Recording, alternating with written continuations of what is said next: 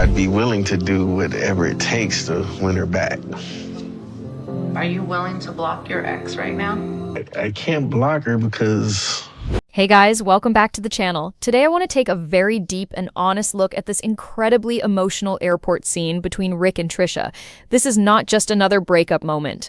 This scene is filled with layers of human complexity, attachment, pain, hope, and contradiction that makes it one of the most revealing moments in their story. I'm going to break everything down slowly, carefully, and in great detail so you can truly understand what is happening here on a psychological and emotional level. Let's start from the beginning. Rick is already at the airport, ready to leave.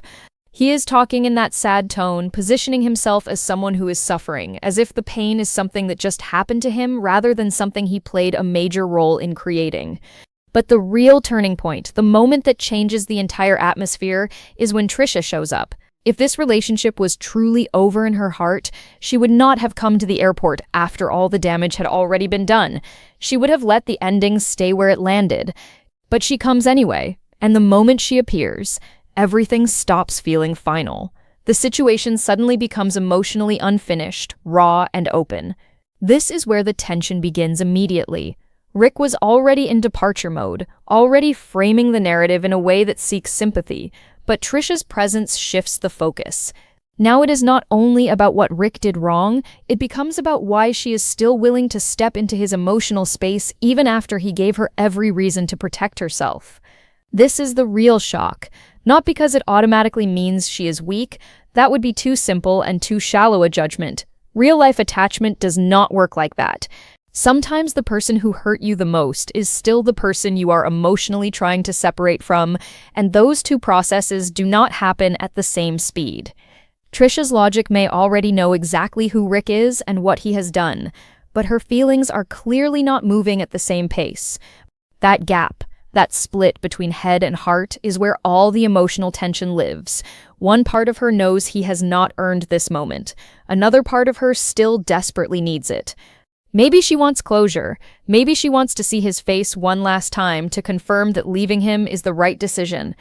Maybe she wants to hear something from him that finally makes the pain make sense.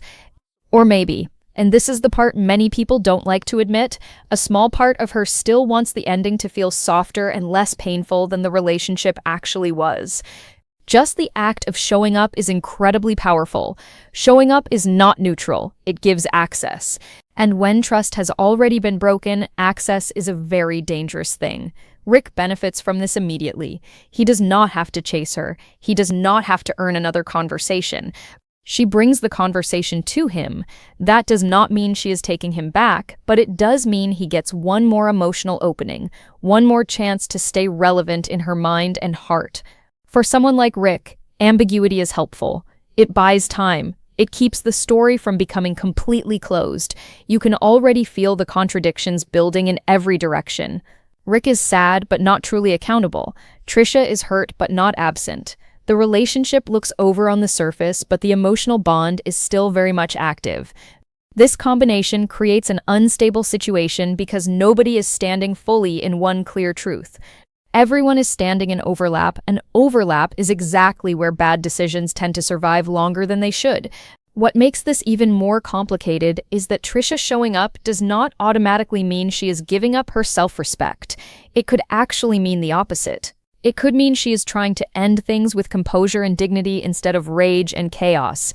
That is a fair and compassionate way to read the situation.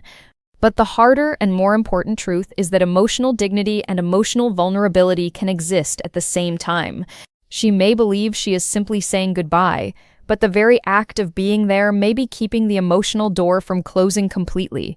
This contradiction sits at the center of the entire scene. Can she stay kind without getting pulled back in?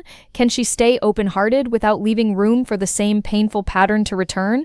Can she protect her self-respect while still giving a man like Rick even a small amount of emotional access? These are not easy questions, and the scene forces us to sit with that uncertainty. Now let's talk about the gift. When Trisha hands Rick the gift at the airport, the entire meaning of the moment changes again. Up until that point, you could still tell yourself this was just Trisha being a decent person, trying to end things face to face. But the gift makes it much more layered. It is not a random object. It is matching outfits, something that carries the idea of togetherness, of being a unit, of moving in the same direction. She bought it before everything fell apart. So when she gives it to him, she is not just handing over a forgotten item. She is handing over a piece of the future she once believed they were building. This gift proves that she is not only reacting in the moment, she is carrying evidence of the hope she had already invested in. That makes her decision to come to the airport feel even heavier. She is managing a breakup, but she is also handling the remains of a future she had already imagined. People often use objects in these moments because feelings are too difficult to express directly. The gift gives her a practical reason to be there. She does not have to say she needed to see him again. She can say she forgot to give him this. It sounds contained. It sounds controlled. But underneath it, the emotional reality is much bigger.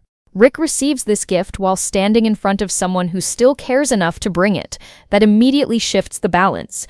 When someone who should have cut you off instead offers tenderness, it sends a powerful message. It tells you the attachment is still real. And for Rick, that kind of softness can become emotional leverage, even if Trisha does not intend it that way. The scene continues to unfold with more emotional revelations. Trisha admits she still loves him. She still carries hope that he might change. This confession changes the shape of the entire airport meeting. It is no longer just a graceful goodbye. It becomes an emotionally unstable negotiation. Her words reveal the deep split inside her. She knows enough not to fully trust him, but she feels enough not to fully release him. That internal conflict is what makes this story so painfully human. Rick's response also shifts. He starts speaking more softly, more hopefully. He says he loves her. He says he wants to be with her. He says they can make it work. On the surface, these words sound like exactly what a hurting person wants to hear. But when you look closer, you see that he is offering emotion and future promises instead of present accountability and sacrifice. This is a very common pattern, and it is also very dangerous because it can feel like progress when it is actually just relief. Now we reach the most critical moment of the entire scene.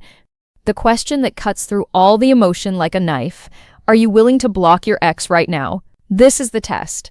This is the moment where all the soft words, all the sadness, all the love confessions, and all the hope get put to the real test. Rick refuses. He does not hesitate in a way that leads to action. He simply refuses, and that single refusal changes the meaning of everything that came before it. All those tender moments at the airport now look different. The sadness, the affection, the promises about the future, they all become questionable when he is not willing to do the one concrete thing that would show Trisha truly matters more than his past. This is where the story stops being mainly about messy feelings and becomes a story about priority. Rick wants the emotional benefits of the relationship without doing the hard work of protecting Trisha's peace. He wants access and hope while still holding on to the things that destroy trust. That is not love in action. That is convenience wearing the mask of emotion. Trisha's decision to agree to stay in touch day by day sounds calm and mature on the surface. It sounds like a balanced, responsible choice. But when you sit with it longer, you realize it creates a dangerous middle space. It is not a full reunion, but it is also not a clean ending. It leaves the emotional door half open, and that ambiguity is where old patterns survive and new pain grows. In this part 1, want to go even deeper into why this kind of arrangement is so risky. I want to explore the psychology of attachment, the difference between kindness and self-betrayal, the way hope can keep people stuck for much longer than they realize, and why Rick's refusal to block his ex is such a revealing moment about his true priorities.